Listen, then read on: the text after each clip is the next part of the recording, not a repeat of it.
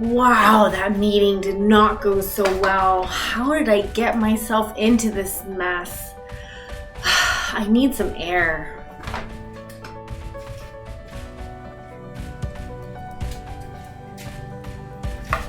I've been wandering around for about an hour.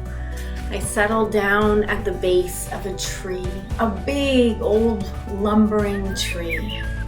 I hear the sweet chirping songs of the birds. I feel a soft breeze across my cheek.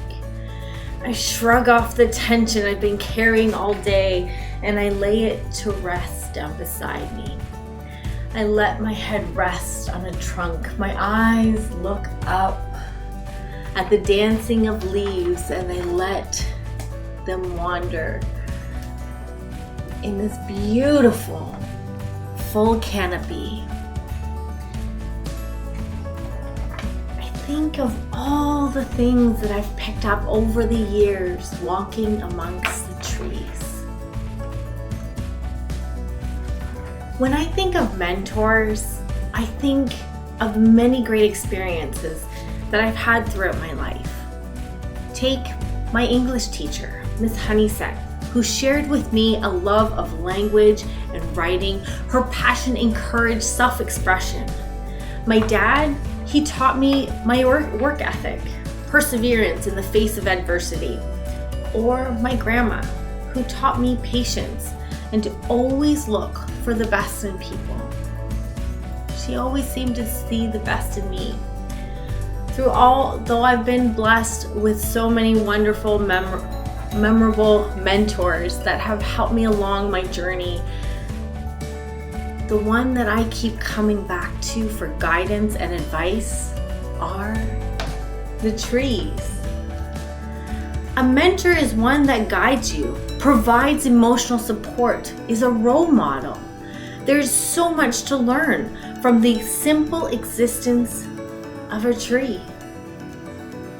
Trees offer examples of stability, strength, and service to all who encounter them.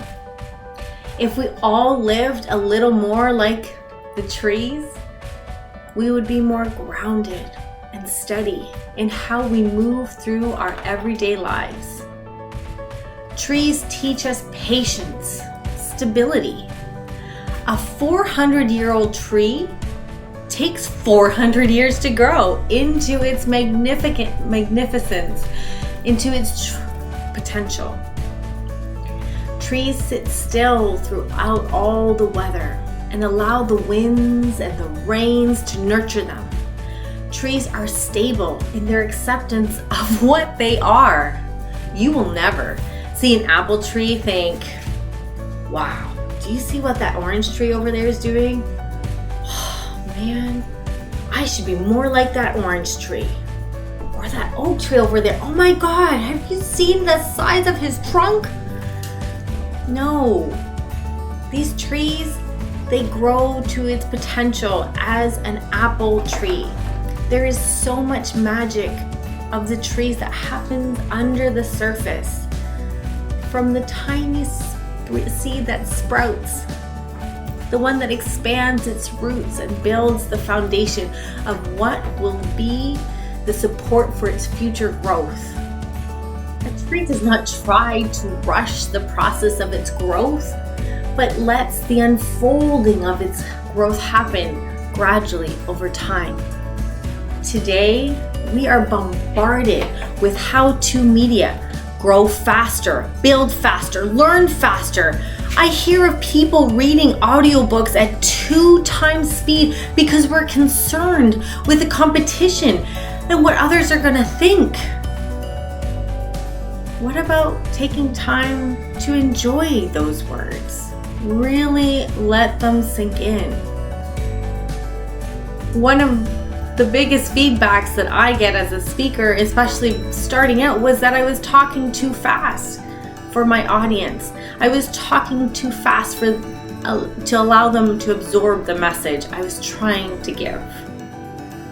Imagine a tree 10xing their branching out growth, forgetting to grow their trunk.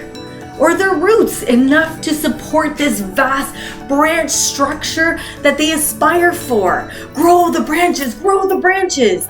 What tree would survive if it all focused its energy on the branches? Any wind, anyone trying to lean up against it would knock this poor lopsided tree. A tree's growth is inclusive. It adds to its strength over time throughout the tree. Hence the rings.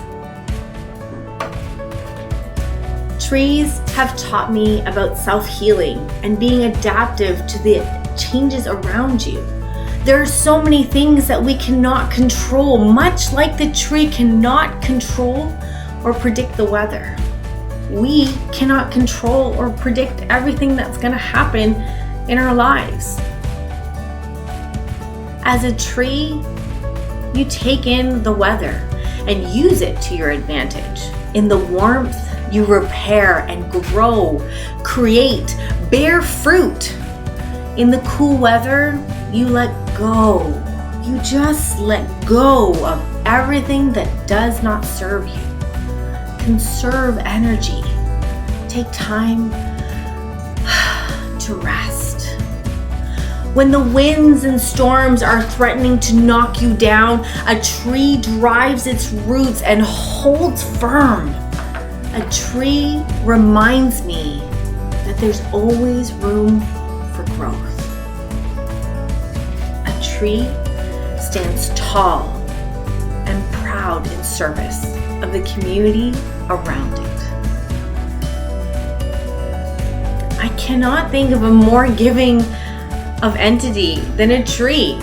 They clean our air, provide shade, homes, and comfort to our forest friends. Mature trees nurture and assist smaller trees in their growth through underground fungal networks.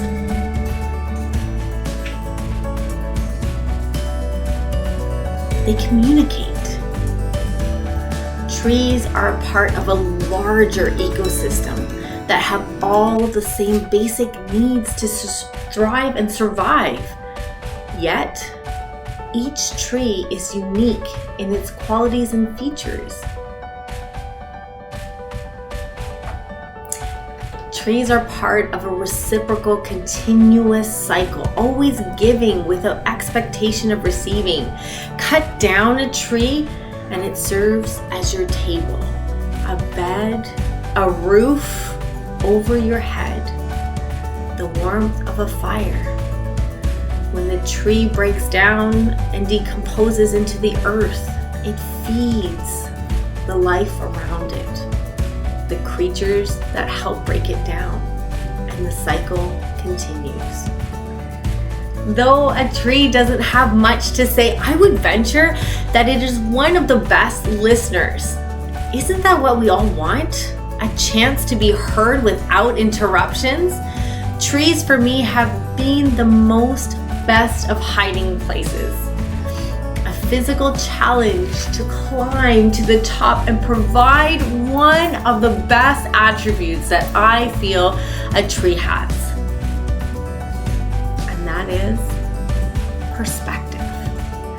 Life looks very different at the trunk, out on a branch, out on another limb, at the very top, where you can spread out your wings and you feel like you're going to fly like a bird. Life looks so different depending where you're standing.